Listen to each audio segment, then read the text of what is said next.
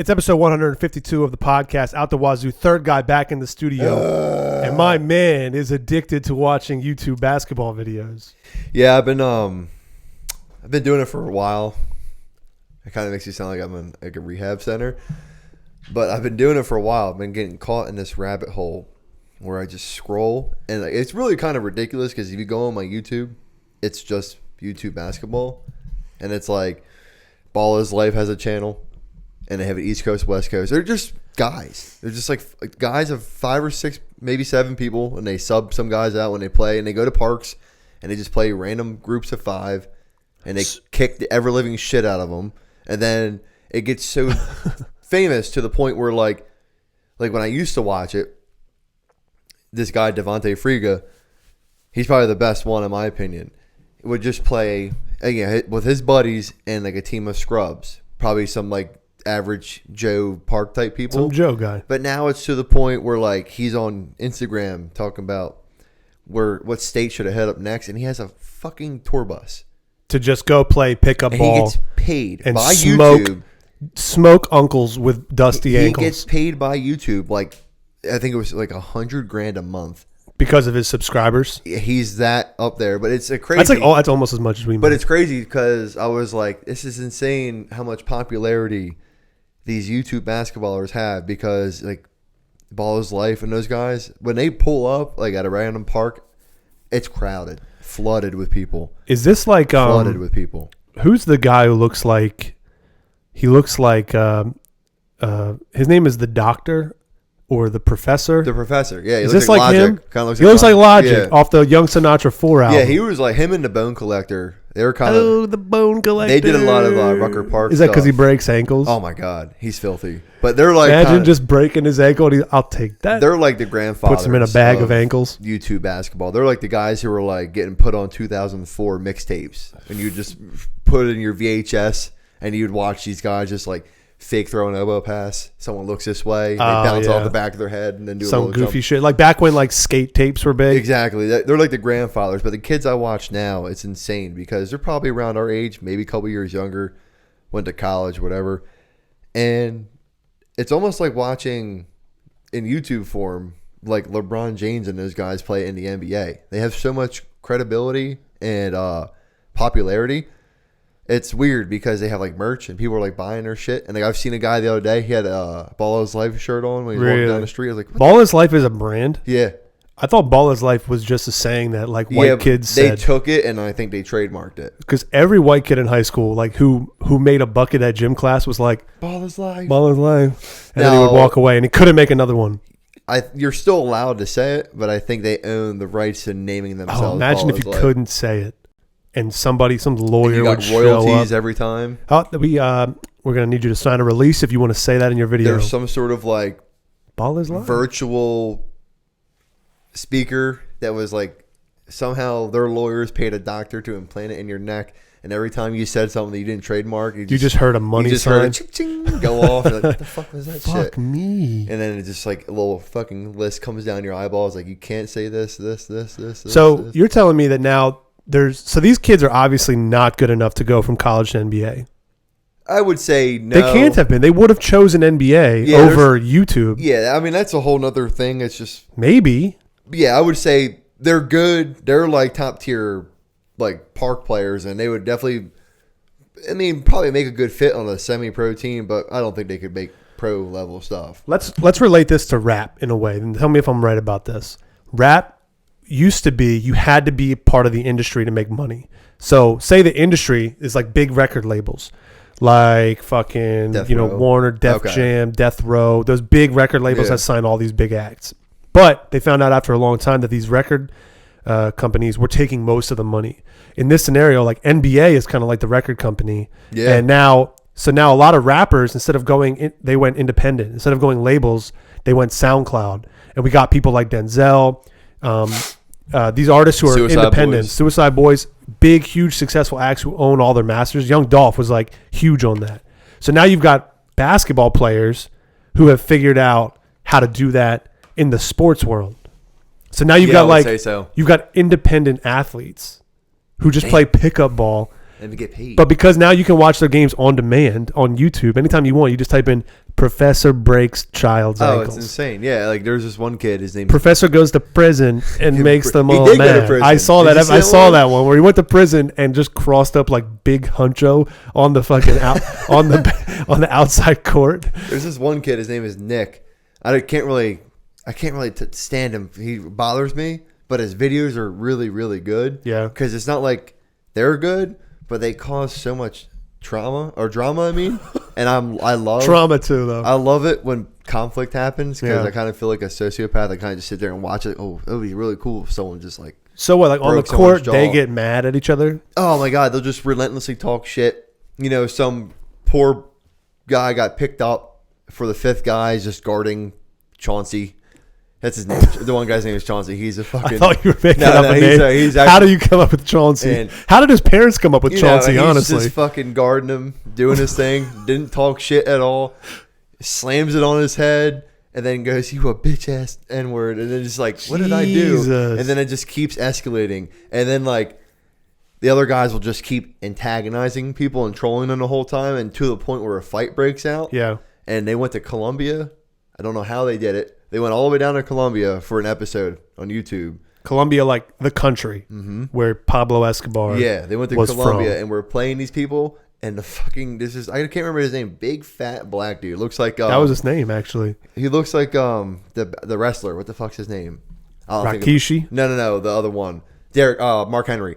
Okay. Looks like Mark Henry, and he's like slammed the ball on someone's head and started talking shit to him in Spanish. And then they found the subtitles for what the guy was saying back. He goes, "You don't know where you are, SA.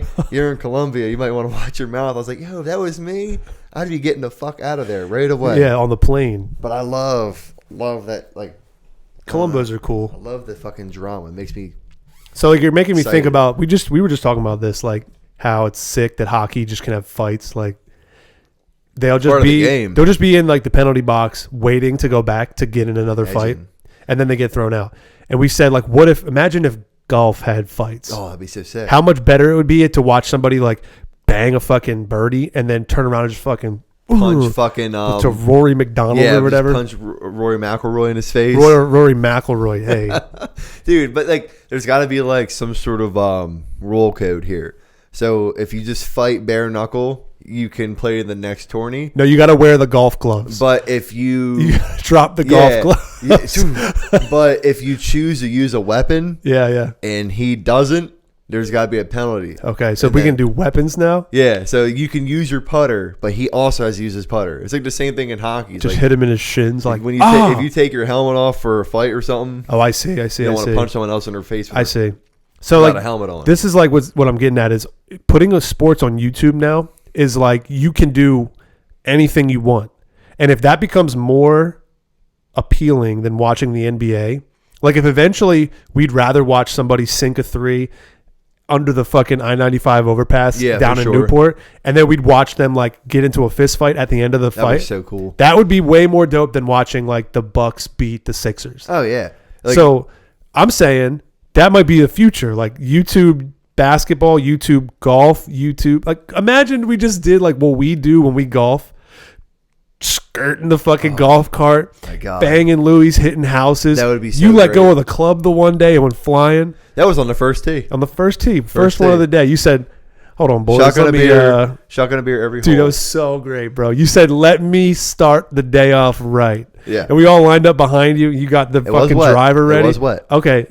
Say it was wet. It was wet. You had the glove on. You had the stance. Everything was great. Lined it up 3 times. Lined it up, gave him a little couple check swings, and then when you went to actually swing, bro, whiffed over the ball, and on Right the out of my back swing, hands. club went Boom. that a ways, dude. 4 stories in the air. 2 years later, when we played at the other golf course, Frog Hollow, remember it was me, you, Joey, and Ryan, and we were like I think it was the same situation. It was like, all right, I'll start it off. And I have it on video, and I had my cigar in my mouth, check swing, and I just come back. I'm just trying to send this motherfucker to the moon, and all you just see it go off frame, and I'm looking. It You hear it smash the house. That's fucking house. I was right. like, God. Oh, dude. First hole, we didn't even play it through. We went to the next hole just so we can get the fuck out Well, of there. yeah, dude. I'm not going to wait I was like, around no, I'm good. I'm going to go for find my ball. Gary to come out of his I'm gonna go find my backyard. ball. Hey, did you find a ball in here? Yeah, it's in my kitchen, dude. It's a guarantee. If you live on a golf course, though, you have to have the insurance and take the L because there's no way you could choose to do that. Yeah. And they get mad when someone smashes your house. That's a good point. Like if you can't really be mad. Like if I backed up to Del Castle Park, you kind of like take what it's worth, right? Like someone's gonna hit my house. Yeah, my Aunt Tammy, she has a fucking 5-gallon like glass jar. One you'd put a terrarium in. Yeah. And she just like cut the top off and just filled it with golf balls. It's 5 gallons. It's filled to the top because people just they all just go through her house. Yeah. Oh my god, I would be like, I would have to take the insurance out. You got it. You can't be mad. You ever see those freak out videos where they get real mad? On a golf course or in any sporting event, and they're like, you paid to come here and you got mad, or you chose to live here and you got mad at golf. I've never seen somebody got mad at a golf like a tournament. Yeah, when we played with the Insulators a couple years ago, one of your dad's employees hit a house and they went to go get it, and the guy caused a problem with him and he punched him in the face. Okay, no, I didn't know that. The insulator punched a dude in the face, but still he came up. Whoa, he's wrong twice. He hit his house. The guy checked him, and then he just said, without question, punched him in the face. Dude, and that's why we're not allowed back there anymore. Crazy. Working the trades is crazy. That's nuts. But imagine if that was the sport you'd watch. Like, there's got to be plenty of good, like, what's it called when a golfer is like a scratch golfer? Like, anytime they golf, they can, without a doubt, be under par or at least golf par. Yeah. That's a high level of golf. There's got to be plenty of those dudes who can't make the Masters or the PGA Tour, but they're good enough to entertain the crowd, and they're also free of any contractual liability. Yeah, so they can get fucking crazy. I'm pretty sure to make qualifiers for those rounds to even try and get in the Masters, par is 72. Okay, and I believe 82 is the cutoff. Yeah. And I have a buddy I play lacrosse with who has countlessly clocked in like a 79. Really? 75, whatever. Wow. And he's just good. Like that guy. And he'll be like, yeah, I shot at 87 today. It wasn't my best day. He's like, bro, my best day was a 105. So put that guy in a golf cart with 3 other guys like him. Mark Henry from WWE. Okay, wait a minute. We went to WWE. All right, who else? We're adding people because they got to fight. All right, so Rikishi. Rafiki. The monkey? Yeah, no, Rikishi. Rikishi the wrestler. With the stink face. Mark Henry, my 5'7" lacrosse buddy, and John Daly, the alcoholic golfer. So he would be a good addition. Like, he would be a fucking legend in this league. And then, right, so like they get drunk, they fucking tool around on a golf cart, they turf the shit up, bro. They're hitting, they're playing a good game. They have a good fucking time. Sounds so bad. Chill, dude, on the tool around, all right? Guys tool around all the time. I know, but Tim the Toolman Taylor tools around. No, it is a good thing. I don't know if tooling around is like a statement I'd use. You use tool around is like when you drive around. Okay. That's like a way. That's what the boys do. Boys be tooling around. They do be. So imagine the boys are tooling around. They got a cooler full of BLs in the bag, dude, or silver bullets. Oh. And basically we watch from TV on YouTube. We watch 18 holes, over 3 days because there's a lot of teams. Yeah. And there's fighting. There's cursing. There's dudes pissing in the fucking lake. One guy is on shrooms and he poops in the sand trap. Okay. But this is what I'm saying. Like, you'd rather watch that than watch Phil Mickeldick go deep for his 9th time. Same thing with NASCAR. I'd like to go to NASCAR, but if there was a guaranteed accident. Okay, well, now you're talking about people dying. No. Like a guaranteed. Not life-altering accident, just a guaranteed accident. How would it be non-life-altering? Airborne. No, that's already life-altering. It's like, one car flips over on its back, right? The tail end of the car, the fender's on the ground. Yeah. The other car doesn't see it, ramps up the car. Okay. That's going to be a lot of air. Goes through the fucking 40-foot chain link fence. That's high, dude. That's really high. Oh, my God. And it's got to come down. But the announcer's just keeping us cool the whole time. But nobody dies. Nobody dies. Like, people are crawling out from under the wreckage. If there's a way to make that happen, I think it would be good. But sports would be so much cooler if there were acts of violence in every single one of them. I think there will be. I think the fact that you're talking about a whole YouTube basketball league They could make multiple teams with multiple channels. Oh yeah, they do this thing called the HOH. They got live YouTube TV. It's the House of Highlights Creator League, and it's all the creators on YouTube. They played each other for $50,000. They could do that. So shit they did for like real. a tournament bracket where one guy played the other, and they went to the finals, and then the two guys faced off, and the guy who went for third place got 10, second got like 15, and then the winner took 50. I'm all for independent artists, independent sports guys. Yeah. Fucking everybody should make their money however they can. And like last episode, me and Ryan were talking about bringing back the gladiator pits. And I was like, we learned that lesson that gladiator pits are bad. Like we shouldn't have that. That would be terrifying. We didn't, but then again, you think about it, we didn't really learn that lesson. That'd be terrifying. Like nothing bad ever came of the Colosseum. No, Rome was just Rome. Rome was just roaming out. And then like besides Egypt was probably the most advanced civilization at the time. There's a lot to be said for that. I mean, think about it. I mean, was it created in a day? No.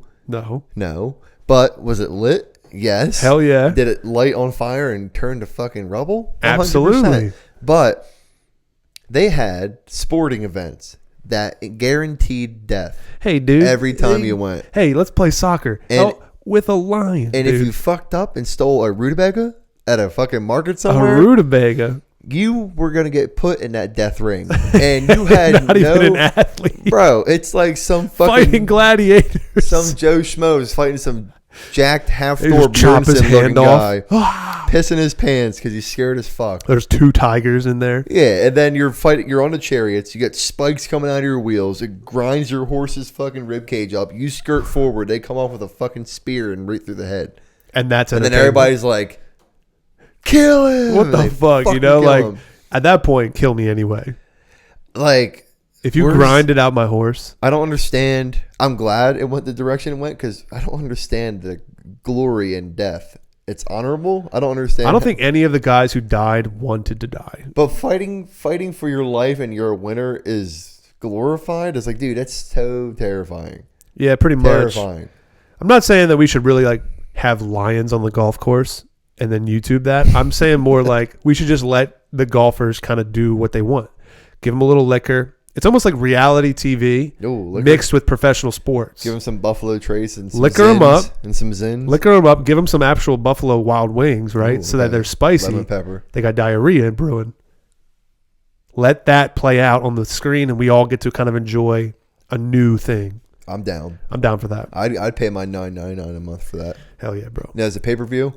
It would be pay-per-view eventually. Okay. The big events. I'd buy it. Like $9.99, like nothing. I'd talk about you said something about I don't know. You didn't say it. I'm saying you said it, but you didn't say it. Go ahead, say I said it. Speaking on respect, kudos to you guys for not taking this chair when I was. Oh, we left it. Look, we didn't leave it empty. Did you see who we had on the podcast? You had Jid in. I was kind of jealous of that. We had Jid on here. I've always wanted to meet JID, but I guess I'll just kind of have to. Well, you sat where you were sitting, dude. Take it in the face. And then, okay. Take it in the face, man. And then last week we had J. Cole right there. Yeah, I was a little jealous because, 2 Dreamville greats. I missed out week on by 2 week. Dreamville greatest. But now we got you here. But I kind of feel their power by sitting in this chair. Maybe that's why I'm taking on the role of second guy while third guy moseys about in Amsterdam. There's definitely a transition going on. Yeah, I don't know. He kind of fucked that one up. It's a transition of power. He's in Amsterdam right now. With who?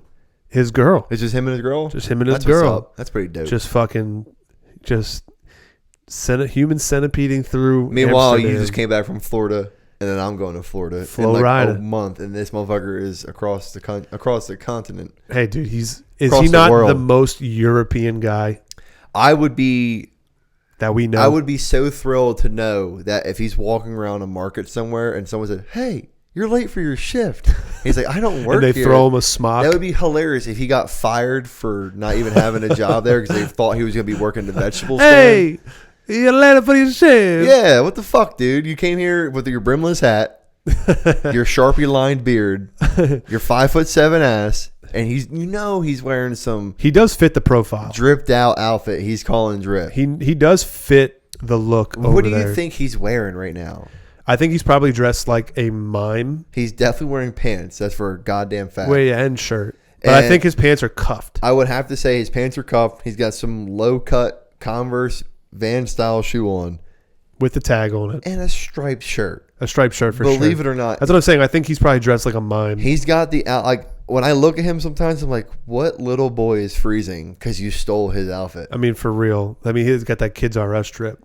But hey, dude, speaking of which, I got to just bring this up. My mom promoted us on Facebook. Hey, getting us to the 50 older community. She my mother is on Facebook, and she made a post yesterday saying, shout out to OutTheWazoo. Jake, Alex, Ryan tagged us and said something along the lines of like, if you ever, like, they talk about hip hop and culture through the lens of Generation Z, is what she said.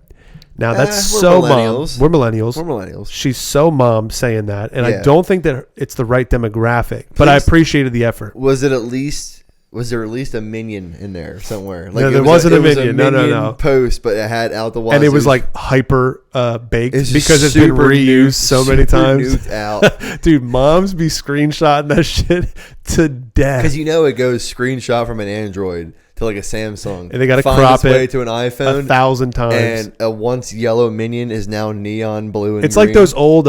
It's like those old posts you'd see of the old iPhone notes back when notes was like it looked like a piece of paper, and the corners would be like darkened because it had been screenshot and sent so many times.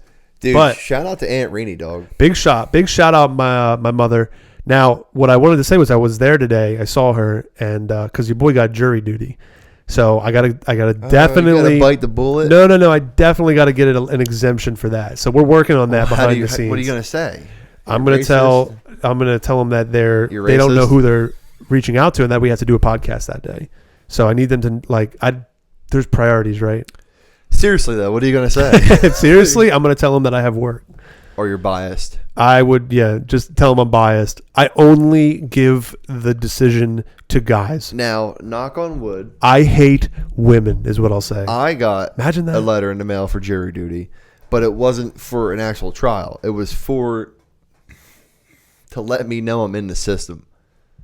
Like I'm officially in the system, I guess. Did you ever get one of those? It was weird because it wasn't for a trial, but it was... I don't know who it comes from. I guess it comes from the state. I guess, right? It comes from, I guess the state of Delaware. And it was pretty much the state telling me the rules and responsibilities of a citizen juror, which I would be. And I was like... You better follow them, too. Yeah, and I was like, so you're telling me I have jury duty? And I went online and everything, and it was like, no, you don't have it, pretty much. It's just a sheet telling you. I was like, well, thank fucking God. I hope I never get it. I feel like jury duty, and I want to go back to my mom after this. I feel like jury duty is always filled with 40 to 50-year-old men and women. It's never young people. I don't remember knowing anybody that has been under 30 going to jury duty. It just seems like jury duty is like a bunch of cookie cutter people. Like they got to pick, the most boring people. Like imagine you show up and you got face tattoos. They're probably not going to let you be in the jury. Or Nick. My brother. Or his whole body's tattooed. Or just him in general without the tattoos. Right, just his face. They might look at him and be like, I don't know. You seem like you pick bad albums. You seem like... You look like you send terrible music. You'd make a bad decision. So look, back to my mom. I saw her today, right? And she got gray shirt, gray pants, gray shoes on, and gray. She got those earphones that has like the sound bar on the back of her neck, and then 2 headphones that come down here. She wears it all day. Dude, every mom has it. I know. That's how they listen to their music. I know. So the drip is not there. I go, Mom, nice outfit. She goes, what's that? I go, her collar was tucked in, right? Because she just threw it on. I took her collar, I popped it, and I was like, nice outfit, gray outfit. She goes, oh, you don't like my drip? And I go, Mom, that's not drip. Don't say that. That's drop. That's not drip. She goes, do you need me to go flip my drip? I said, flip your drip? What the fuck does that mean? She goes, I learned it from you. And I said, how? So she said that she watched the episode where we interviewed K-Ron. And when K-Ron changed his mask, he said, I got to flip my drip. I missed that. So I learned about flip my drip from my mother. Watching K-Ron. From watching K-Ron. Now, what timeline do we live in? Because this is fucking wild to me. Behind. My mom told me flip my drip, and I'm going to use it now. Dude, that's such a mom thing, though, to just wear. Do you need me to flip my drip? Gray on gray. They don't care, dude. My dad wears blue on blue with blue shoes. I think that's a little more acceptable from a father standpoint because my dad doesn't have any drip either. Fuck. Your dad's got a little bit of drip. He's got the fucking Charlie Brown hat. My mom dresses him. If he was to dress himself, it'd be cut off baseball tees and old school softball league cargo shorts and like Sanooks. Hell yeah. But like my mom, make sure you're talking to the mic like the side of it, not the top. My brother, your cousin, when he had his gender reveal for his baby boy, yeah, she was there. Obviously, I feel like she shouldn't have been there, but that's a later discussion. I'm just kidding. She should have been there, but she had denim pants on, a denim jacket, and a blue shirt. And I was like, "Ooh, nice Canadian tuxedo." And she goes, "What are you talking about?" I said, "You have denim on from head to toe. And you're calling that drip?" She goes, "What's wrong with my outfit?" And I said, "You're wearing 3 styles of denim all at once. You can't do that." Wait, who is this? My mom. Your mom? Yeah. Oh, Lord. Had a Canadian tuxedo on. God. And she swore by it. I said, "You left the house wearing that." She went double denim down? Yeah. And I'm considering Easter going over there with jeans, my denim button up, and then my Sherpa denim coat just to throw it in her face. Try denim, dude. I'm thinking about it. Don't trip. If you trip off the denim, see if she remembers. The drip is going to just be immaculate. Dude, denim alone, 1 or 2 pieces. You can't like... Even 2 is pushing it. It's got to be the exact same like set. Yeah, because like if I was to wear denim jeans and then my denim Sherpa, like a different colored shirt, that's kind of acceptable. But it's still pushing it. Yeah. It's still pushing it. Because like... What if they had like denim shirts? Because then it looks so cowboy. Denim socks, denim underwear. Relax. Yeah, we're gonna get carried away. You're just gonna give me. I'm just chafing thinking about it. Yeah, it makes me feel. Denim socks. Fuck you. And for they even all saying have that. zippers on them. Zippers and buttons. So you got to put your put your socks on like they're a pair of pants, and then put the button on. They've got to have made that. When did it change from being pop over buttons on denim to slide into slot denim buttons? Do you know the answer? Do you remember having buttons on your denim that you just pop in? When I was a wee lad. I thought that was just universal. That was when you were a wee lad. Then I just felt like out of nowhere, like when I was in 7th grade wearing jeans, I was like, I don't have the pop on. So wait, there was entire years of your life where you thought all jeans only had pop buttons? Am I wrong? And then you thought we ran out of pop buttons? I literally just like and moved to slip buttons? I just became self-aware one day and I was like, hey, my jeans no longer have a pop button. That is wild. They don't have a pop button on You understand how wild that is now looking back? But like, you lived your life. It is wild. You lived your life in a reality where you had a pop button on your and then all of a sudden you realize all of a sudden you came self-aware one day. You came from a 4-year-old child, let me ask you, to a 12-year-old 7th grader, and you said, I'm sliding my button in a slot now. Did you feel as though up until you had shoelaces that all shoes were Velcro? No. You knew there were shoelaces? No, because I was tying my shoes with a pop button. Okay. Wait, Jesus Christ, all your clothes had a pop button? No, I just remember being like a certain age where I was able to tie my shoes, but my jeans still had a pop button. You thought everything was pop button? Like your shirts had pop buttons? Your shirt has, it's got regular buttons now. Regular buttons. But my Sherpa denim over jacket has pop buttons. I would be slightly pissed off if it had slide in the slot. That sounds like your mom was just playing a prank on you. Yeah. Like she just made all of your clothes pop buttons. Now that I think and then about one day switched it. Now that I think about it, the pants with the pop button probably also had an elastic waist on them too. Hell yeah, dude. They definitely had an elastic waist. Fuck. Hell yeah, they did. And at the ankle too. Hey man, but shout out to corduroy because that's coming back and I dig it. I'm here shout for out it. corduroy. I'm here for it. Corduroy. Let's talk about music too. All right. You haven't been here for a couple weeks. I want to talk about, first of all, let's get your impressions on Denzel's album. Fire. Tell us, like, Undeniable we talked 10. about it on the episode, me and Ryan. Because I called you right out on that Friday when it dropped. I said, is it not a 10? You said, it's a fucking 10. It's a fucking 10. I don't know if you changed it up on me or not. I didn't. So the thing is, me and Ryan, we kind of stopped giving numbers to albums. We figured it's actually more interesting if we just talk about them. Okay. We don't have to be tied down by. That's a good point. Because I feel like sometimes it's like. Pick the mic up. It's sinking. It's kind of competition worthy. You got to talk into the side of it. It's kind of competition worthy. It's different from your old mic. You got talking to it like that. Oh well, fuck me. It was working the whole time. I just need you to know that. I always feel like the rate system sometimes gets repetitive. Yeah, it does. So it's like you're giving someone you really like a 6, but then you're also giving someone you don't like a 6, and it's like kind of confusing. And it's like, well, now I'm comparing the two, and it's competition wise, but it's like some 6s I'd never listen to again, but then some 6s I'd keep in my playlist. So we switched it. So now hopefully we don't interrupt our conversation and flow by being like 7.2.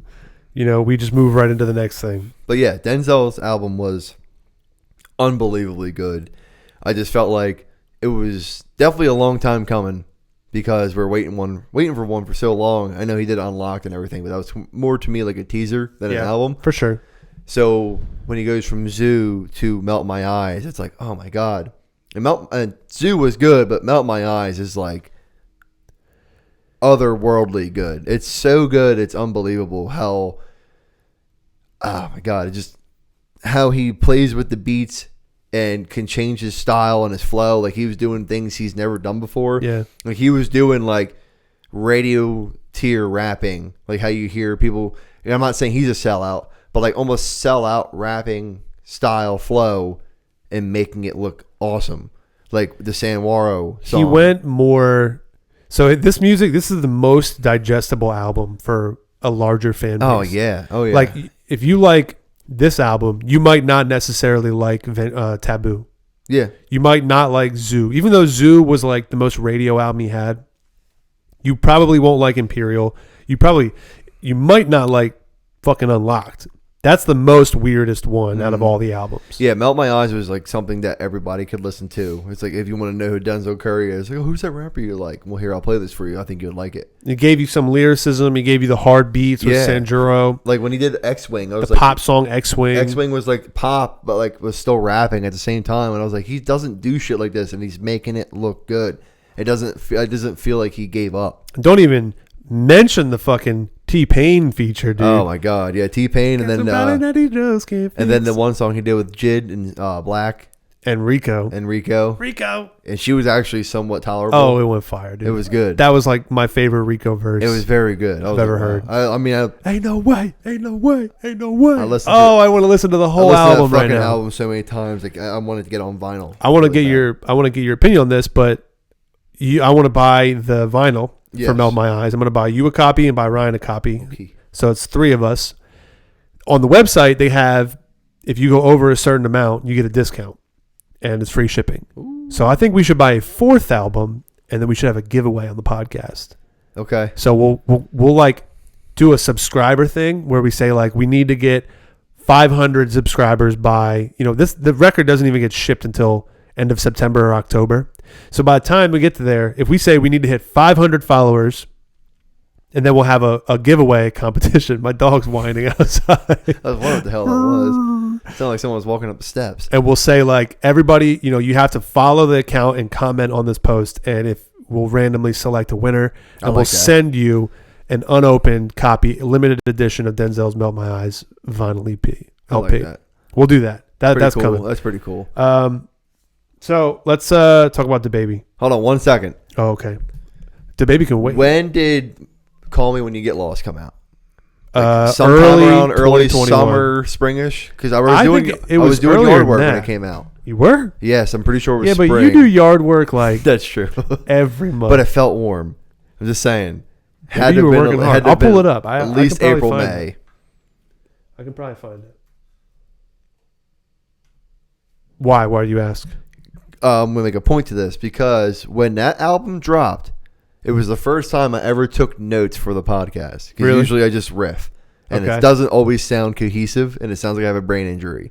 But it's the first time I took notes. And Call Me When You Get Lost, when we had the old setup and I was sitting by the window, I said, for quote, this was album of the year, and it was going to win a Grammy. Yeah. And it won a fucking Grammy for album of the year. It was an obvious contender, I think. I don't even think, like... It was June 25th we reviewed it. Okay, yeah. So it was definitely early summer. Yeah, so I was like... And he got the Grammy. And he got the Grammys. Him and DJ Drama. So now he has Igor. Gangsta. And then Nas won. Brazils. I feel like Nas's a new album was a little too late for nominations. Probably get it next year if he does. It came out this year. But I feel like a loop coming, where it's like certain rappers are getting on this now, where it's more. I feel like the Grammys recently have been more deserving of winners than they have been in the past. Like when J. Cole lost to Iggy, and it's going less pop. And it seems Kendrick like lost to fucking Macklemore. Yeah. Now it's like, okay, D Smoke didn't win, but Nas won. So it kind of is deserving. And Nas is a hip hop legend. And then Nas was up for another one for King's Disease 2, right. But Tyler won, and that's deserving. We got King's Disease 3 is coming this year. And it was good. It's so all the albums in Kentucky, and then Baby Keem was also in Melodic Blue, yeah. But he also won for Family Ties. Was Little Sims even nominated? No, and that's what I was shocked about. I guess it was only American artists. It shouldn't be. Because Little Sims is UK. She's winning all types of shit over in the UK. It shouldn't be, because if you're digested by all platforms, why not? She's actually coming to Philly like in May. But yeah, I really felt like that was a good win and a well-deserved win because that album was fucking fresh. I think you might be right. I think we're going to see a lot more. So I think pop is shifting more towards hip-hop. Yes. Where that's like J. Cole's album, The Off Season, was nominated. It lost. So you see these are albums that are by like conscious rappers who are rapping about like real shit. Now, granted, Tyler's album it definitely had like content and like you could read into it a little bit, but I don't feel like it was like a statement album. It was more like it was appealing to a lot more people. But also at the same time, the winners and losers, you're not upset. Like if it was a clear cut thing, it was like, say it was Melt My Eyes, then some bullshit by Cardi B and some bullshit by the Migos and then somebody else. And then who you think should obviously win it was the well-deserving rapper. Some bullshit artist won it. That's when people are like, I don't want to watch this shit anymore. Yeah, it's true. So now you're getting back on a pace where it's like people are rock is now rock and roll. You know, rap is getting the nominations they deserve. EDM's getting the nominations. Everybody's sticking in their lane and they're not merging the two together. Because that'd be like rock and roll, and then a rock and roll artist won a fucking the 1 year Chris Stapleton. No, who was it? It wasn't Chris Stapleton. It was Zach Brown, I think. He won a Grammy for rock and country. So he was put in both. But he's a country artist. So it's like there's blurred lines here. So then it's like you're kind of taking it away from the actual artists who do rock and roll and not some guy who just somewhat made his country album sound rock to the point where you could listen to it on both channels. And they're like, oh, I can accept it for both. It's like, no, because then the other guys who are actually rock and roll and just do rock and roll are getting fucked. So rock and roll is also like a 1960s term. Yeah. But now you're getting well-deserved artists. Like Elvis was rock and roll. Winning in their category. Yeah, he's also a thief. He's also dead. Yeah, he's dead. Spit on his grave. But yeah, I mean, I called it. Y'all said no. But hey, I didn't say no. I said it was definitely a contender. Yeah. I said it was a contender. I thought it was going to be between that, The Off Season, which it was, and I think another album that I thought was going to be in contention didn't even get a nomination. But Introvert. Yeah, but it makes sense now that it wasn't. It does. Was Drake and Kanye up for like Donda and Certified Donda? Lover? I think Donda was. Donda was. Drake wasn't. CLB wasn't. I feel like Drake either pulled it or just realized it was ass to the point where no one wanted it. Pause this real quick. I can take a piss. All right. Ooh. At his house party. Hey, we're back. All right, let's talk about Dababy. Dababy sources say he pulled the trigger in a shooting at a North Carolina property. Dababy was at the center of the shooting. This is from TMZ, I think. TMZ. Dababy was at the center of a shooting at his North Carolina estate. He was the one who pulled the trigger. Somebody tried to walk on his property. He shot them in the leg. And when the police showed up, Dababy was cooperative, and they found the guy on the property with a non-life-threatening gunshot wound. So for some reason, Dababy can shoot somebody and give them a non-life-threatening gunshot wound, but the police can't. Okay. Statement. Mic drop. Well, I guess you have to base it off of state rules, right? Well, how does North Carolina fare when you give someone a warning and they come on your property and they say, I'm going to shoot you if you don't leave? I'm sure it's like a one and done. They'll be like, "Did you tell him he couldn't come on the property?" And you just go, "Well, I think." Yeah. And they'll go like, "Well, this clean cut case." Because I know in Delaware there are certain situations like if Our laws suck. If someone's leaving your property, you can't shoot them in the back. But if someone's on your property stealing shit and they're facing you, you can shoot them. But if they turn their back to you with your property in your hand and left the premise, you have to let them go. I thought in and Delaware, I think that's fucking ridiculous. I thought in Delaware it was literally you can't shoot them unless they're threatening your life. Like you have to prove that you tried to run away first. And that's what I think is bullshit because I don't want to run away, dude. Because I want to tussle. If someone's, first of all, broke into my house, you don't. It's first of all, it's not your property. You already broke in, breaking and entering. It's one law. And then you clearly you're not looking for shit if you're upstairs where we're living, sleeping probably. They might be looking for precious jewels. But it's like at that point, I don't got any. Right? But they don't know that. That's true. They see the drip and they might think he's got precious jewels. So then it's like, all right, now they're entering like more personal space than they already were because now it's getting closer to upstairs. So why can't I shoot you?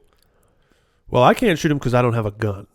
But I'm just saying, if I did, which I'm working on it, why can't I shoot you in your fucking chest and drop you if you're in my house?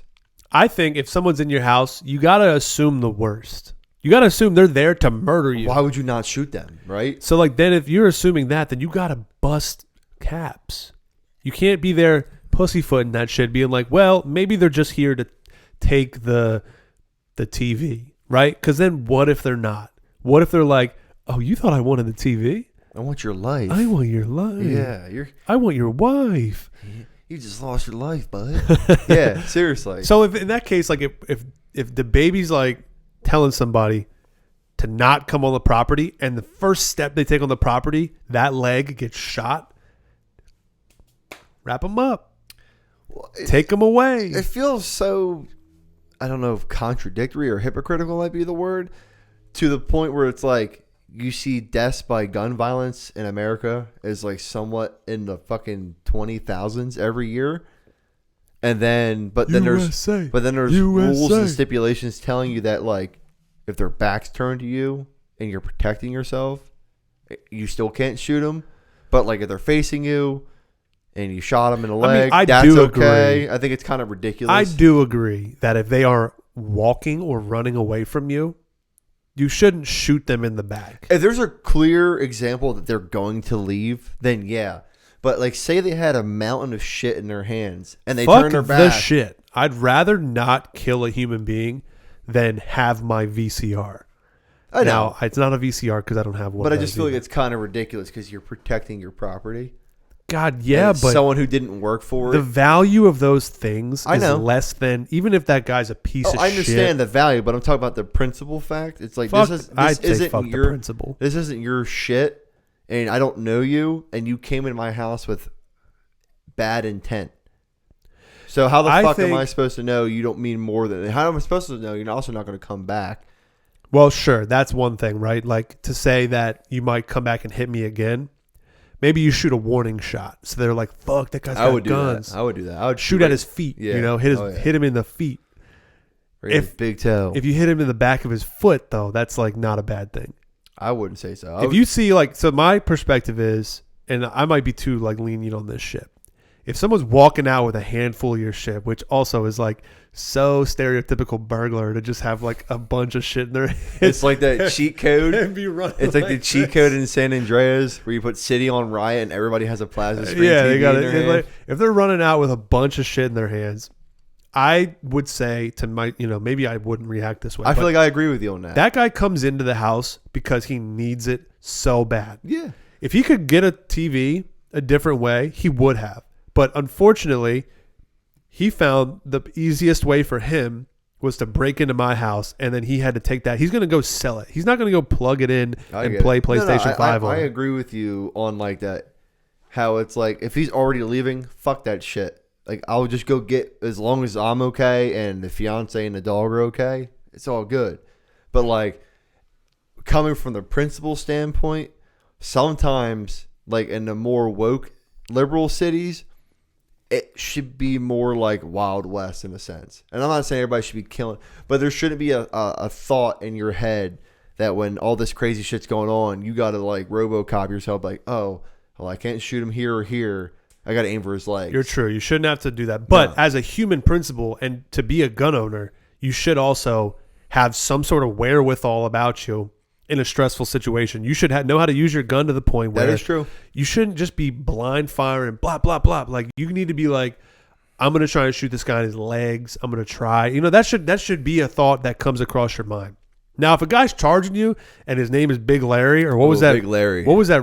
Mark Henry. Wrestler? it was Mark Henry. I'd be so scared. Like, he's coming right at you, and he's naked. You shoot that fucking guy anywhere you can. Yeah, I would say so for sure. But if he's downstairs and he's rummaging, right? If he's like rummaging through your pantry, stealing mac and cheese and Campbell's soup and shit, then don't shoot that guy. Yeah.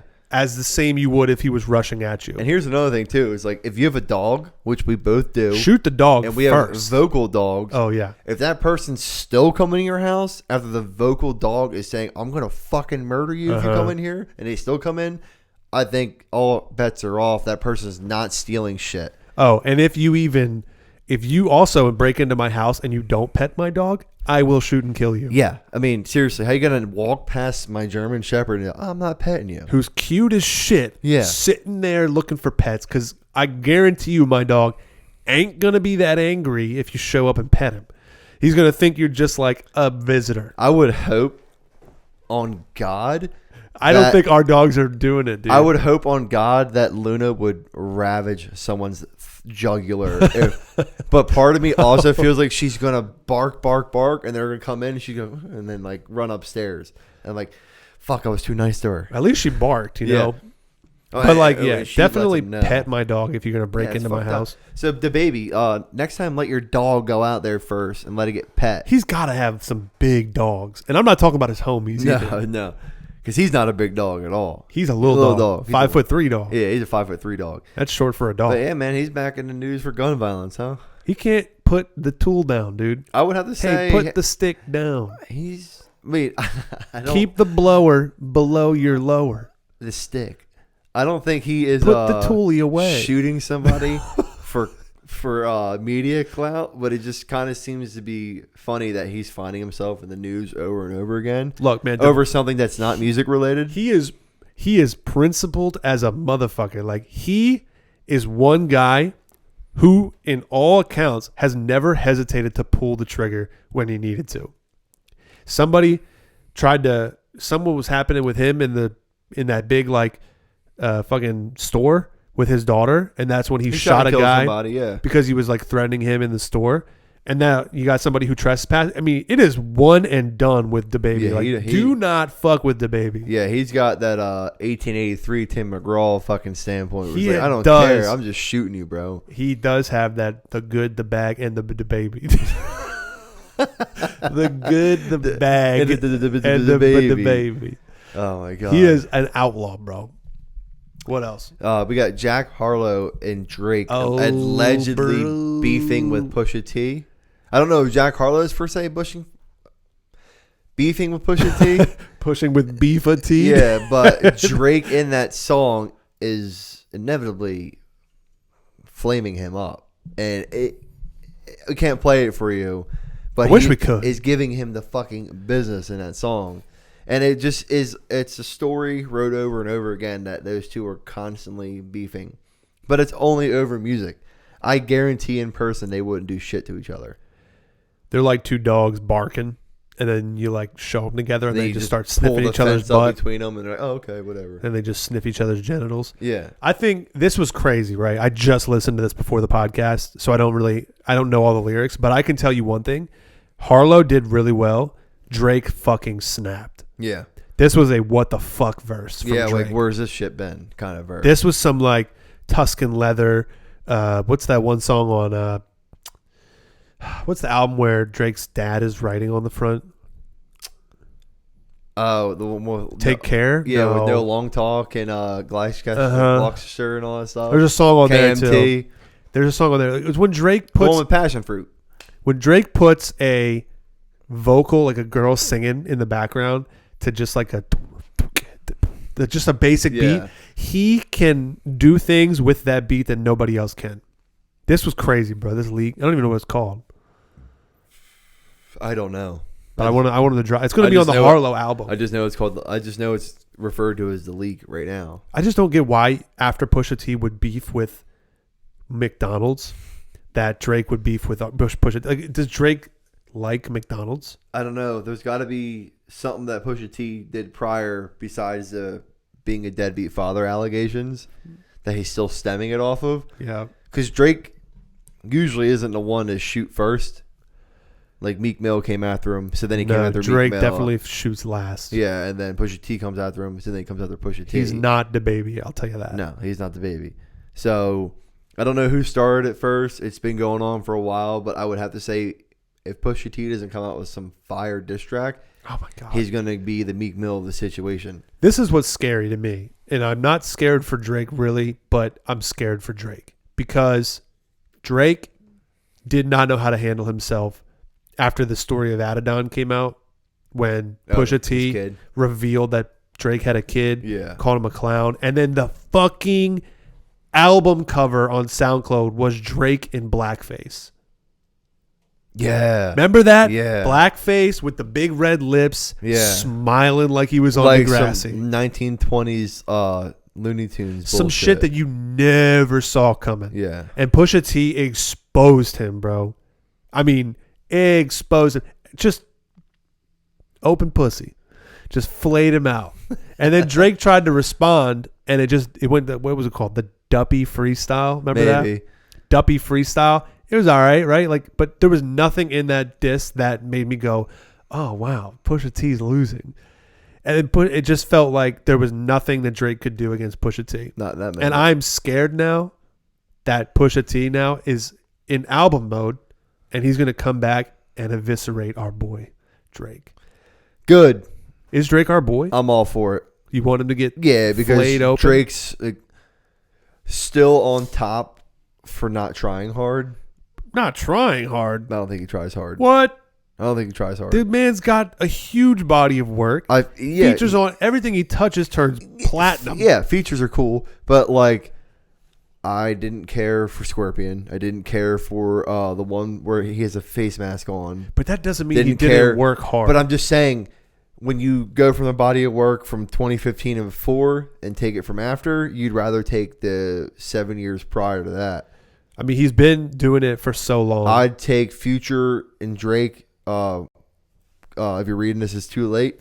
And that was What a Time to Be Alive. What a Time to Be Alive. I'd take that before and say he actually gave a fuck then, because it kind of drives me crazy. I feel like his features go so hard, but his albums are kind of like, yeah, there's one or two songs I really like, but other than that, I didn't care for it. And I feel like that's been the motto and the mantra that I've been standing by with Drake. So I'm ready to see someone get dethroned for a little bit. Meek Mill got dethroned.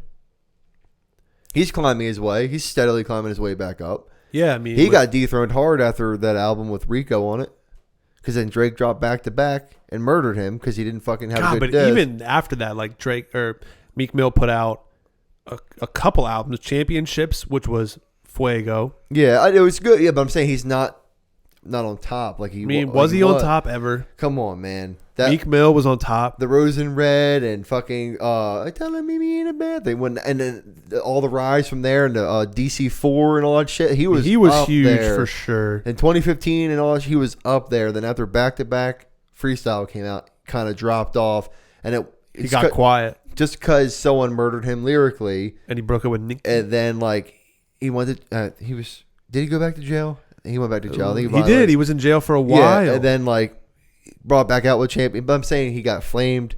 Wasn't really talked about much after that. Went to jail. Then he dropped Championships with Going Bad on it, which was fire.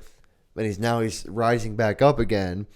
But like just like Chance the Rapper, he out there is 2 Grammys or 3 Grammy. Chance is coming back. He dropped off hard. Yeah. Kanye dethroned him with like, sit your fucking ass. This is why your album fucking flopped, because no one wants to listen to your shit, blah, blah, blah. I'm just ready to see someone get dethroned. And I feel like it's a long... You think it's going to be Drake? I feel like it's a long time coming. God, I think he's too big to fail. Yeah, but we all said that about Kanye, and he's steadily, for some reason, number 1, number 2 guy all the time. I think Kanye is too big to fail too, unless something totally devastating came out. No, I'm not saying like if they were to drop an album, no one would listen to it. But I'm just ready to see someone dethrone somebody for a little bit. Like, I know what you're saying. You just want some drama, dude. Like how LeBron James is still the king of basketball, but I would have to sit there and argue that when people make top 5s right now, for current players in NBA, he's not 1. Yeah. He's like 3, maybe 2, 3 or 4. And then like 1 is like Giannis or something. Like, you're still relevant and you're still one of the best players, but you got knocked down a peg or 2. These things happen over time. And I'm ready to see Drake get knocked. I feel like he thinks he is unfuckwittable. And I want to see someone fuckwittable him. Okay. And just knock him down a peg. I don't know if that guy's going to be Pusha-T, but I don't think it's going to be Pusha-T either, because I know what you're saying. Because I feel like Pusha-T is like, he's like the uncle. He's absolutely the uncle He's of the hip-hop. uncle of hip-hop. So, like, he's the guy you want to listen to, but also at the same time, He tells you maybe crazy not stories. follow his lifestyle at the yeah. same point. So it's like, oh, man, Uncle T got some crazy shit, and he's a good advice Did you giver. hear what Uncle T was saying? But also, he didn't leave. Like, I'm not saying he had a bad life. I'm saying, like, you see that guy, and you're like, oh, he he's sold good. crack, Alex. I'm just saying, like, you see that one guy, it's like, It's a bad life. you always see that one guy, it's like, he gives good advice, but his lifestyle, maybe not something I want to follow. So, like, yeah, Pusha T is a good rapper, but he's not the one to dethrone somebody. He is not like Drake, and we'll move on to the next topic after this. Drake is industry baby. Like they say, Lil Nas X had that song "Industry Baby." Drake is the industry baby. He is everything to hip hop. He is making. He is so wealthy, but he is making so many dudes wealthy. Oh yeah, around for sure. him. He's got so many record executives. I mean, he is just bringing everybody with him. He's fucking dope. I think it's going to take another person of that caliber to take him. But I also see like the fact that LeBron has been playing for so long. His career didn't go like this. No. His career is just slowly arcing down, and then eventually he'll retire. Yeah, but the next person is going to come eventually and be the next big guy. But here's the thing that I think is crazy too. Like Drake is he's that industry baby at a point, and I'm going to use LeBron as another example because even at 37 years old, he's still averaging 30 points a game. When most people around that time, like Kobe and Michael, they all kind of like, whatever, 20, 16 points a game. You initially retire. I feel like when that retirement happens, he's still going to be averaging a triple-double, and then Drake's still going to be on top. Right. Like, still be that fucking dude. It's going to be my point being, it's going to be a slow transition, I think, not a dethroning. No, it's not going to be a knockoff right away, but it would be cool to see, and like, negative news, and not the point like where Drake that type of dude to say heebie-jeebies. Like, I mean, like, because he makes those jokes about himself now. I'm talking about like a serious decapitation, right? Like just totally like we need him. We need Millie Bobby Brown to release those texts. Ooh, and just take Drake down a peg. Stranger things will be happening. Stranger things will be happening. Before we get to our album review, let's talk about some new music. Just give me a thumbs up or a thumbs down if you listened to it and if you liked it. Jack Harlow? I'm going to just go down the list right here. Did you listen to Right On by Lil Baby? No. I thought it was a thumbs down. London by Bia J. Cole. Thumbs up. Fire, dude. Because J. Cole not only is doing J. Cole, but he also is rapping like a British dude. Holy shit. And I'm like, whoa, where'd that come from? His flow, dude. Yeah, it's unbelievable. He might be, I think if that last year wasn't J. Cole's year, this year is J. Cole's year. And this is the J. Cole, Jesus, bro. that I'm liking the most, because I've always liked J. Cole, but I like heavy J. Cole better. Bro, he sounds so mad at something. I like the madness. I like the heavy beats. I like the aggression. Yeah. I don't like the laid back, like workout. It was cool, but I'm saying like all that previous stuff. Why would I choose between this one and that one? He does great music, but I'm liking him now because like that feature he had on Young Thug's, what's it called, Punk? Yeah. Yeah, that feature was fucking fire. This so is what I'm saying. Aggressive. He is going feature to feature to feature to feature to feature, getting only stronger with time. Dude, Yeah. he is collecting the Infinity Stones. Yes. And then he's going to snap, and the game is going to end.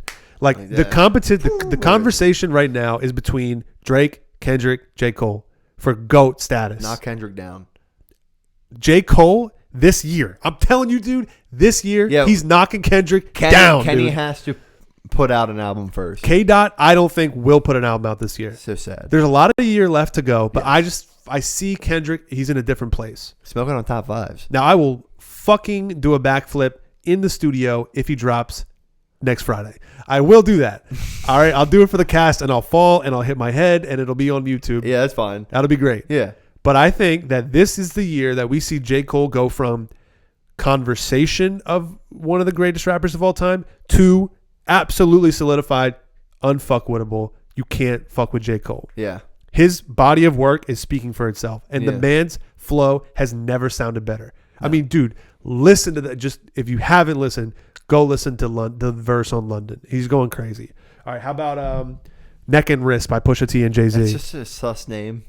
Right. Neck and wrist. Right. So you're talking like that? No, and then it's you're not talking like that. No, dude.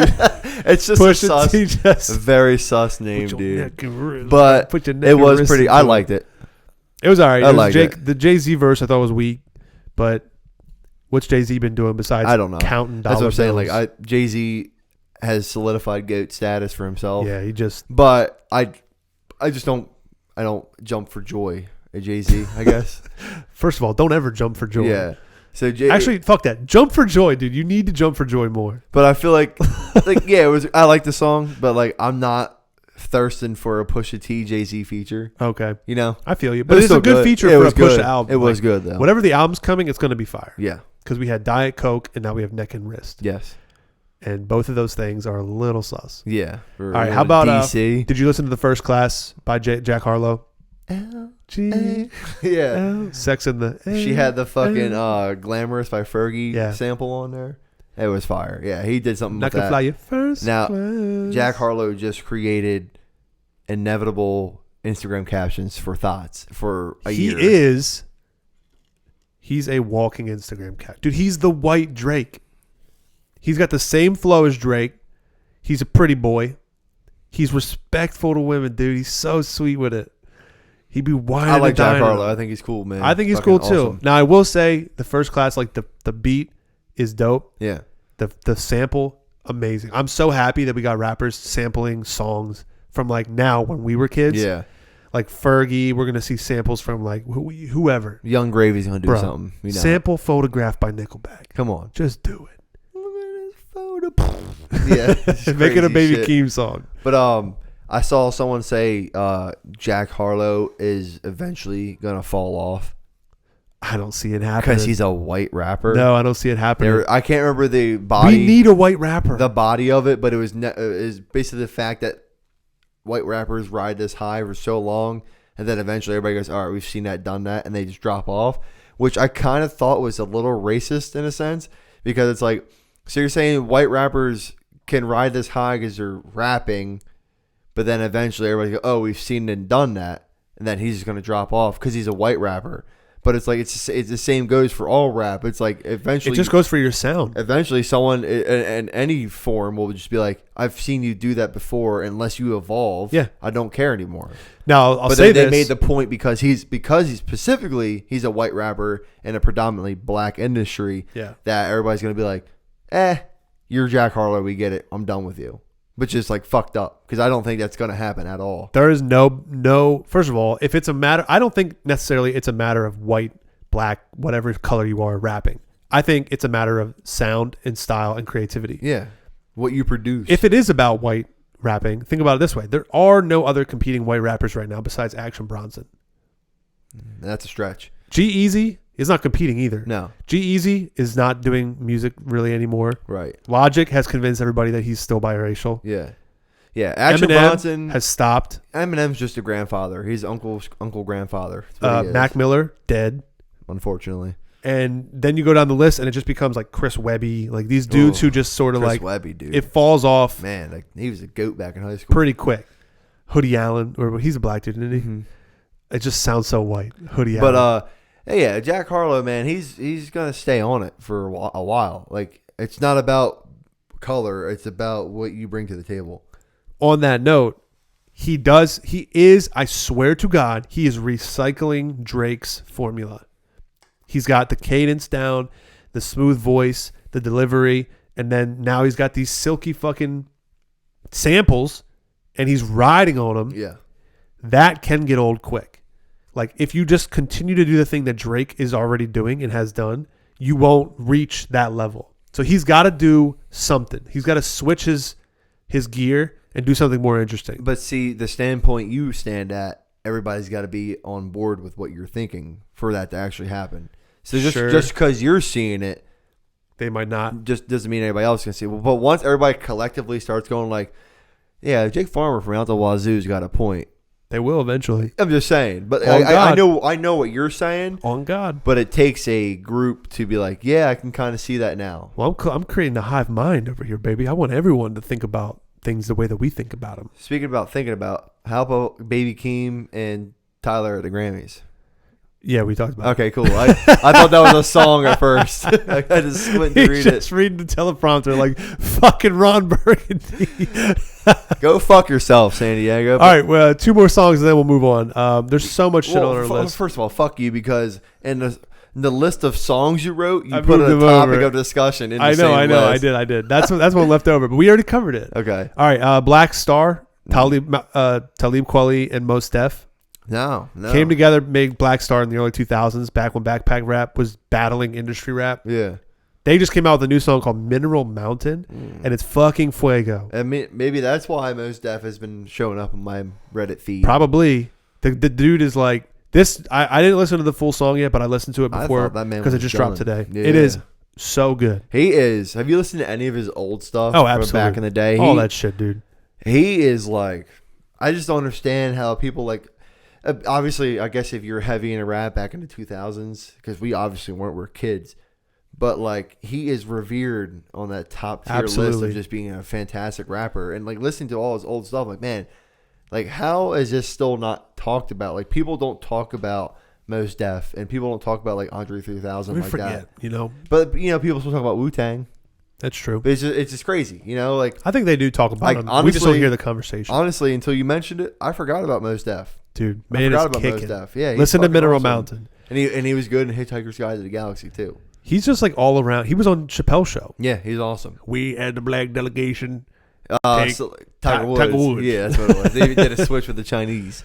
Last song, Frankenstein, just dropped today. Swedish House Mafia featuring A$AP Rocky. I'm surprised. First of all, how'd they unbury that dude? Who? The guy from Swedish House Mafia died. Someone died? Yes. I don't know anything about Swedish House Mafia except the fact that they're Swedish. Unless I'm getting my and they're like the mixed up. They're an EDM group. Hold on. From what I know. Give me 1 second. I'm listening to you. I have to cross search myself. So they put out Moth to a Flame featuring The Weeknd before Weeknd dropped his album Dawn FM, which, by the way, Dawn FM is going to be up for Album of the Year at the next Grammys for sure. But this one, they went hard and let Rocky have a full verse, which I was like, very interesting, because EDM groups, typically, they make their music more EDM minded.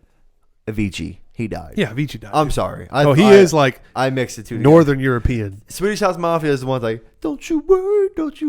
Is that them? Yeah.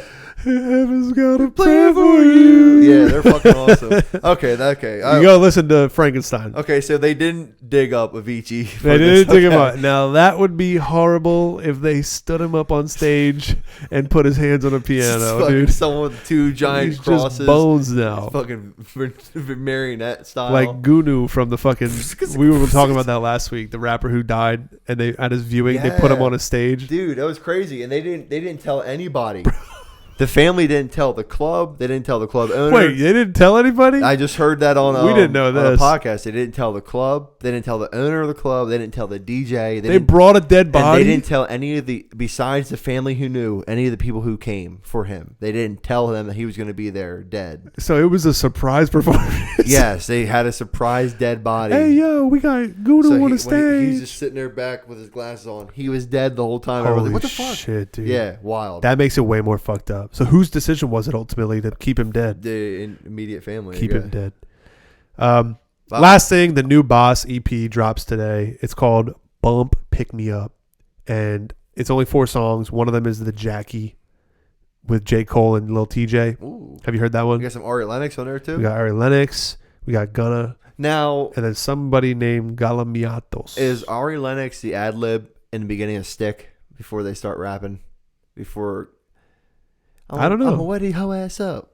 We're on the window. Oh, maybe. It's some ratchet chick saying that fucking line. I thought that was Kenny Mason. It's a chick's voice. No, dude, it's Kenny Mason. Roll up the window. No, he said, I'm a wetty hoe ass up. Oh, maybe it is her then. All right, whatever. She is sweet, smooth, and gangster. She got that Blackberry whatever. Sap. Yeah, that song fucking is Blackberry Sap. I'm talking about the song she had on D-Day. I know, but that's what I think about when I think about Blackberry Sap. Jesus Christ. Just, ew, it's all sappy. Ew, bro. Dude. You talk about when she fucking flicks it, it's just like, she's just pulling strings out. Oh, God, man. Ew, it's all sappy. Ew. You never said that about pussy. All right, let's take a quick break, do a little ad break, and then we'll get into our album. We are back after that ad to talk about Ramona Park Broke My Heart by Vince Staples. Album that dropped last Friday. To me, a surprise, but he did announce this album coming out, and it did get led by a couple singles. First one, Magic with DJ Mustard, and then right before that, Rose Street. Was by it the Vince last Staples. track? That's the second to last track. Okay. Rose Street. Now, the Rose Street was one I sent when Denzel drops Melt My Eyes, and the next day I find this track by Vince Staples, and I go, hold on.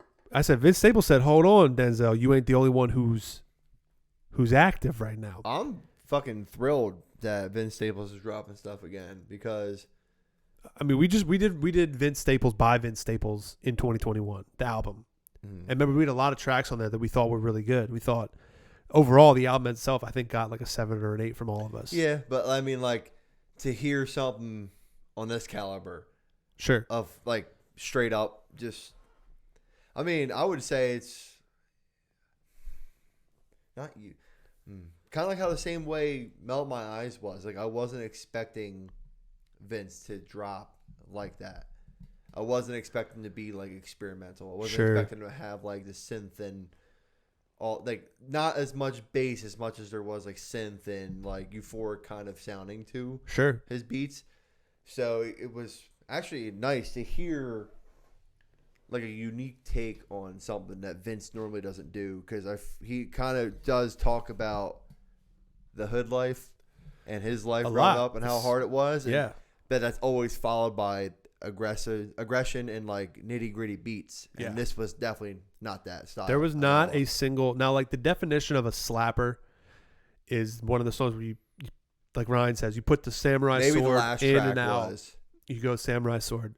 Well, they get, it's crazy because this, and if you look back at Vince Staples' album, Vince Staples, it makes more sense the context of what this album ended up being, because in that album he played with a lot more production style. It was more synthy. It had those deep, like, reverberating bass tones. And then you look at this and you go like, oh, of course this is what it was going to be. He was never going to go back to, no, he's going to move on. You know, when he was doing, I mean, he's got his discography, and you get back into it when they drop something like this. But like, I went back and looked at Big Fish Theory. That whole album sounded so unique. Yeah. And then before then was, I can never remember the name of this album, but it had Blue Suede Shoes. Yeah, North. And North, and it had Screen Door on it. But that's his first one. It's like The Hood Is Burning, maybe? Is that what it was called? It is called Summertime 06. That was what it was called? With the little house on the front? Yeah, no, this is the one that has like it's like waves, black and white on the front. Oh, no, I'm thinking of a different one. Birds and Bees. Before that one. Go before that album. What was that? It has like a little house on it, and he's like young Vince. Oh, Hell Can Wait. Hell Can Wait. That's what it's called. God damn it. Always forget that name. Screen Door in 6500. Yes. So that album was crazy too. So this guy's like crazy progression from where he started to where he is. And like, you might know him from, he's been on the Kenny Beats The Cave. But I mean, really his body of work like stands for itself. The man has been collabing with like giants. Like, he has Kendrick features. He's done work with. Yeah. So like, he is this oddity where he's like almost in a lane of his own. Good point you're going to make. Because I was going to try and say like a fancy word, but I was inevitably just going to say he's kind of doing his own thing. He's And never he's kind of always done his own thing. associated with any one like sound. While also still staying relevant. Because like it's not like he just does the Hobson style Sure. and just completely stays away. Right. Like he still does like his Sprite commercials and he still has his money from, I know he's done some Nickelodeon things. Like he still has that kind of, but like when it comes to the rapping lane, it's kind of like how Amine is. They're in their own lane. That's a good comparison. And they stick with their own style. But yeah, they might get a feature or might do features. Almost kind of like Logic too. It's like they just stay with their own style. They don't really, without falling off either. Sure. They're still like in that tier of, I wouldn't say underground, but like tier of rappers that like you know about.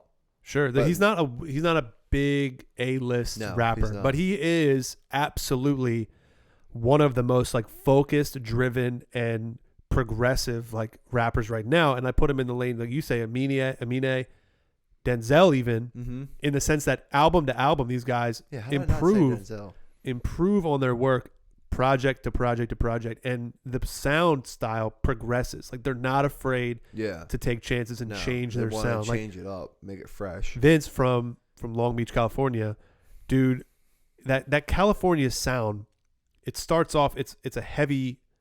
He started off with a very heavy sound. Like he started, I think, got it most famous with that North song. That was like the viral hit that made him. And it says on here that he was associated with Odd Future and Earl Sweatshirt at one point. I think he popped after North. Oh yeah, especially after that white bitch tried to read his lyrics. When I saw him at Firefly, I think it was 2016. Okay. I showed up a little late, but I showed up when he was doing, I can't remember exactly what he was doing, but it was before Big Fish Theory. So it was just Hell Can Wait in Summertime '06. Yeah.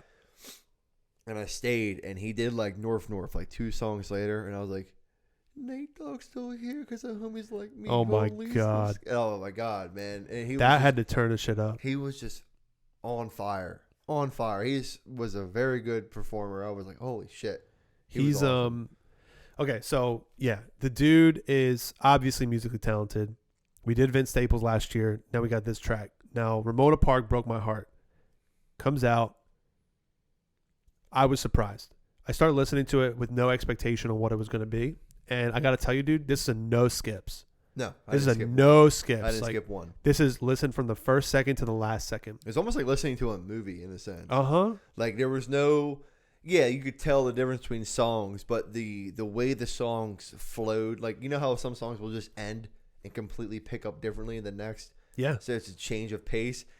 Every song flowed while also knowing this is a new track at the same time. Which is interesting that it was so cohesive because there was production on there from somebody named Frano, Kenny Beats, Resky, DJ Mustard, Saint Mino, Tommy Parker, like guys you never even heard of before. And a low feature list too, just Lil Baby and Ty Dolla $ign. That's it, Lil Baby and Ty Dolla $ign. And that Lil Baby verse was fire. We got a verse from Lil Baby that I think arguably it was completely unique to all of his other features. That was like a heartfelt Baby. Yeah, it was a great feature too, not just for Baby but for Vince as well. Absolutely, getting someone like Lil Baby on your songs, like because Ty Dolla $ign is a delivery man. He's always going to deliver you just some sweet, smooth R&B. I love that. But when you get fucking Lil Baby, that gives you clout at the same time, as well as you're getting somebody. And then you get Lil Baby to be fucking emotional, dude. Yeah, and you're getting a Lil Baby because he's not somebody I feel like personally, just from listening to him and talking about him, that he's just gonna be like, I'm here. Like you got like 5 minutes. I don't feel that way. He's either. gonna give you the time. You don't go into a studio only thinking about money and make that verse. No, that sounded like Lil Baby was on the verge of tears, rapping that, talking about his come up. I took big risks. Now I'm the big fish. Yeah, I was like, come on, that was dude. A cool like hats off to Big Fish theory. Oh yeah, kind of. I mean, at least that's how I didn't even think about it. That's fucking dope. I'm a big fish, because I mean, I've noticed that Vince Staples is one to definitely replay messages. Sure, not redo the same thing, but like an album or two later, we'll talk about an older album. Yeah, like bring it back. Really, but like really like sly like. So I kind of thought that was sly with it. It was kind of cool to see Lil Baby say, I'm the big fish. Like, meanwhile, one of his best albums was Big Fish Theory and all that stuff. So I thought that was pretty. I mean, that's what I picked up on. So this album is 16 songs at 41 minutes. There's a few tracks on here that are just interludes that are just like vocal, and it adds to this air of. So the album's called Ramona Park Broke My Heart, and the album cover, it looks like old photograph of Vince as a child, and it's cut out, and then right next to it is the same photo with only the head. It's like the body is gone. So I obviously, you need to know how to listen to music to appreciate music. Yeah. And I am definitely one for that. But I feel like what I'm going to say is a little contradictory to what I just also said, because there's sometimes too when I listen to music, it takes me a little bit to pick up what you're putting down. So on the first go by, I don't really know like what Ramona Park means to him. Sure. Like what is It's where he grew up. Right. But like is it his neighborhood? Is it a park that they all used to go to? Yeah. Like what's besides it being because D Smoke talks about Inglewood all the time, and I know that too. I can tell by him rapping that Ramona Park is something that he grew up in or grew up by. But what's the special place in his heart that Ramona Park is something he consistently talks about from Hell Can Wait till now? Ramona Park, Long Beach, California. It's a neighborhood. So it's a block. Oh, and it's Parks Recreation. So Ramona Park, 3301 East 65th Street in Long Beach, California. History. Anything on here? Nothing about Vince Staples and the history of Ramona Park, but it's a neighborhood in Long Beach, California. So that's where he grew up, and it broke his heart. Okay. So he's sad now. Yeah.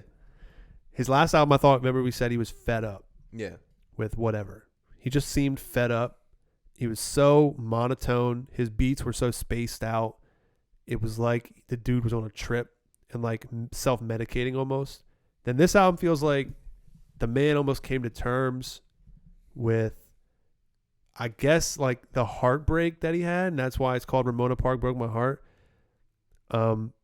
It gives you this like feeling that Vince Staples is venting and just telling you, like an old man sitting at a fire telling you the story of his life, and it's a sad story. Yeah. But he's come to terms with it. Like he is telling you the story because he's ready to tell you. You're right. But I feel like personally, listening to Vince Staples, he's told me a lot about where he's grown up and where he's been at. But I want to know more than just that about Vince Staples. And I feel like he doesn't really do that. Like, I feel like elaborate. I feel like he doesn't venture outside of his childhood. Man, but part of what I think makes him such a strong storyteller is and that, it's great, but we have 5 albums based off of that. But what do you want to know? I want to know. Like, he painted a picture for me of what his childhood was like. I know, but I'm saying in 5, it's kind of like the same thing that Lil Baby keeps doing. Yeah, we understand you're humble. We understand you started doing bad, now you're doing great, and you love the journey, and you're humble about it. You're not throwing it in anybody's face, but what else? I want to know more. Like, I'm not saying Vince Staples needs to fucking tear his heart out and write in blood on a fucking piece of paper, but we know where you came from. We know about Ramona Park. We know about growing up. We know about seeing some shit, you know. And I'm not saying it's getting old, but I feel like he has more to talk about than just talking about Long Beach, California, Ramona Park, the bad shit he's seen in his life. Because I feel like he's done that numerous times already. Okay. I don't know. It's kind of like hearing Logic saying that he's biracial 24/7. But if you listen to someone like Drake, who only raps about how successful he is and how amazing his success has been, before the success was the struggle.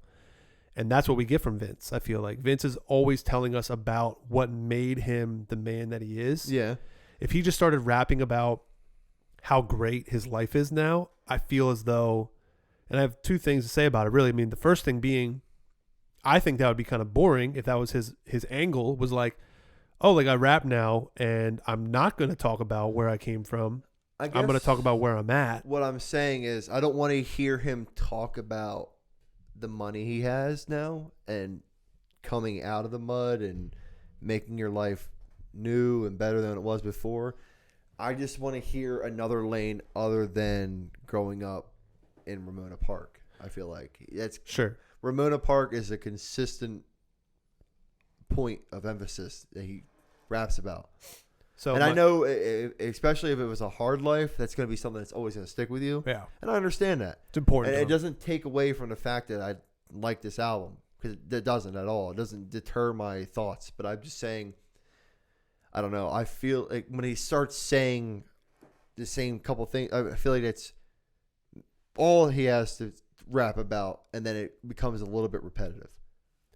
So I see this as, so Vince has, to me, shown a progression in his music, his discography. So I think he, if I remember correctly, he started angry. Like, his music was not kind. That's a good point. That's a good North point. North. Yeah. Those are angry songs. That's a good Screen point. Door, talking about shooting someone's head if they peek in your screen door. Then, I thought that was your dog at first. bro, me too. It was a motorcycle. He started angry, and then I feel as though through his discography, we saw him kind of, it's like the 7 stages of grief. Like, he mourned. I can see that. Yeah. And then I think with the Vince Staples record, he was numb. And now what we're seeing, I think, Reborn. is a rebirth, and this is Vince coming to terms. And now the future is moving on. So Yeah, maybe no, the that's next true. album will be what you want to hear. You might not hear him talk about as much And maybe where he came from. Maybe that was kind of ignorant of me, because, yeah, that is true. Because when you start to mess with the style of rap, and you could still talk about the same stuff, but how we always talk about using your voice as an instrument and productions as an instrument, that you can talk about it in a beats hitting hard, real scary, dirty sounding production, to 5 albums later, more euphoric, angelic type, no 808s, just all flows in one cohesive unit, while you're still talking about the same thing. So yeah, that does make more sense to hear him rap about the same thing, but also the way the production tells a story makes it go from what was bad to what is now something he can talk about and be okay with it.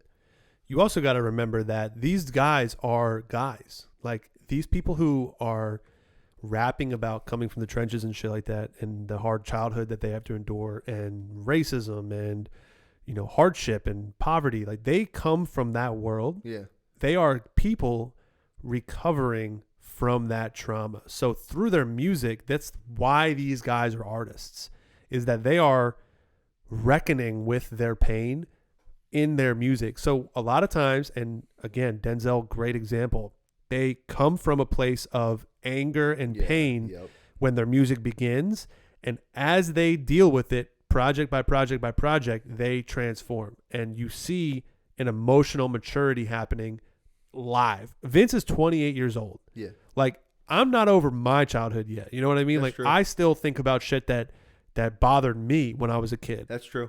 Now, for him, it's 20-fold, because, you know, gunshots and crime and government cheese, all those things, you know? Yeah. So I think it's important to remember that you might not have heard what you wanted to hear yet, because Vince is still dealing with those things mentally. Yeah. And when he's ready to go to the next thing, which I think might be the next album, you might get that exposure. Cool. Let's talk about the songs that you liked, because there's not many on here I didn't like. I'll pull up my track list. Yeah, and I'll go down and you just tell me if you liked them or not. I mean, straight off the bat, Free the Homies, great song. Just amazing chorus in that song. The dude flexes right off the beat. Like, I'm going to put everybody in a good mood. You said Free the Homies? Free the Homies. Magic with Mustard. That song is fucking gorgeous. The song just with mustard on it. It's gorgeous. Obviously, East Point Prayer with Lil Baby. Bro, what about Don't Skip When Sparks Fly? When Sparks Fly. I mean, it's hard to really pick your favorites, because this is such a good album. Because then in Lemonade, where he's saying Fresh Squeeze Lemonade. Is he saying life? He says life is something like cold lemonade. Or like, he paints a picture like, oh, this is refreshing, because everybody knows cold lemonade is fucking awesome. It's bittersweet. But then the blues at the very end, yes, that had that really extraterrestrial like type beat to it. I wish we could play it so you can understand what I'm saying. But I can give you the producer who But that's what I'm produced saying it. with the heavy synth in that. And that was probably the only hard track on this album. Like the one that actually produced was by Mingle, Migno. Need it. Mingo. I need it. Mingo. So That listen to song more was by him. Fire. The Blue, whatever. The Blues. Yeah, the Blues. So the Rose Street, which was incredible. That was a song that turned me on to the album. I thought that was crazy. But when Sparks Fly, it just elevated Vince to a different plane to me. Like, I've never heard, especially Vince, I haven't heard a song that hit me like that in a long time. Like, the chorus of that song sounds like maybe it's fucking James Blake singing, or Ollie said it sounded like Sam Smith almost singing. I thought it was maybe Thundercat. You know, they had like the high, like kind of jazzy voice. Sure. And I just want to party with you. And it was just, and I mean, when I say that it's an experience to listen to, like, I fucking mean it, dude. Like, song was crazy good. This was a great album. It was really good to get 2022 with great music so far. I mean, everything. I don't think we've had a dull week really yet. I thought that I knew who my top albums of the year would be. I thought it was going to be Saba, Denzel, and JID. I thought that was going to be it no matter what else comes now out. You're thinking about D-Day. You're thinking now, about Vince Staples. Nah, D-Day is its own thing. It's a mixtape. Okay. It didn't come together as like a really comprehensive, like the background of the whole thing doesn't talk to me as much as the background of Saba's album. Right. The background of Denzel's album. And now I never expected Vince Staples to be in my running for album of the year. And when I mean, like, it's obviously not every week's gonna be fire, but like this week was trash. But I'm saying, like, we have had multiple episodes since the start of 2022 that where we have just featured kings of albums so far. Like Stay Strong King. Did we do Nas's album before 2022 or Magic? Yeah, we did King's Disease 2, and Magic. But did we do Magic after the New Year? Because that came out. It came out Christmas, around Christmas. So I don't know when we did it. But I don't know. We might have to flip flop that. But yeah, we did Denzel, D-Day, Nego. This has been a crazy year. We've had some heavy hitters so far. Benny the Butcher put out Tana Talk 4. Yep. And 2 Chainz. I mean, that was still good. Put it out, yeah. Except for like Gunna. Boo. Yeah, that was a weird album. And then now we're probably not going to get to it, but 42 Doug and S.G. Dude, he put out a collab shit, album. Dude, the album goes kind of crazy. Yeah. It goes kind of crazy. They've been dropping New Music Friday for like the past 4 weeks to finally dropping the album. I was like, whoa, this is fucking sick. I'm hyped, dude. Yeah. It is a golden age of music right now. Yeah, and I think Pusha-T's... It's coming. Yeah, he's dropping soon. I just had it on my... You know what's funny that I didn't even think about mentioning Kanye's Donda 2 because it was probably the biggest flop by a A-list celebrity ever. You got to pay $200 to buy it first. Think about how big of a flop that was. Yeah, so we got... I wonder how much money he made. This one dude... we had NBA Youngboy. Right. That was good. D-Day, Fabio Foreign... Vince Staples, we're just talking about Fabio now. just dropped that album. 42 Doug and East G. Coyle Ray's dropping soon. We got Boss's leave it album. In the trash, dude. Boss's album for sure. T Grizzly dropping soon. T just dropped today. Bankroll Freddy's dropping soon. Action Bronson's dropping soon. Future's Freddie dropping Gibbs soon. has an album coming out. Trippie Redd's dropping soon. Trippie the Red? Yeah. You know he's my boy. We got a lot of shit coming this way, and that's just what's told about. You don't even know about the rappers who are actually gonna just not even tell you. It's just crazy, like, that you can just come out of nowhere and drop something like Ramona Park Broke My Heart and just make me completely rethink my opinion on an artist and be holy shit, dude. All right, brother. Right. Well, there you have it. I'm gonna plug this. Try my best. So get us on Instagram at OutTheWazoo. No, dude. Get us at Instagram at Wazoo Podcast. Thank you. Find us on Reddit at also Wazoo Podcast, and then you can get us on r/OutTheWazoo. r/OutTheWazoo. Dude, you're the worst.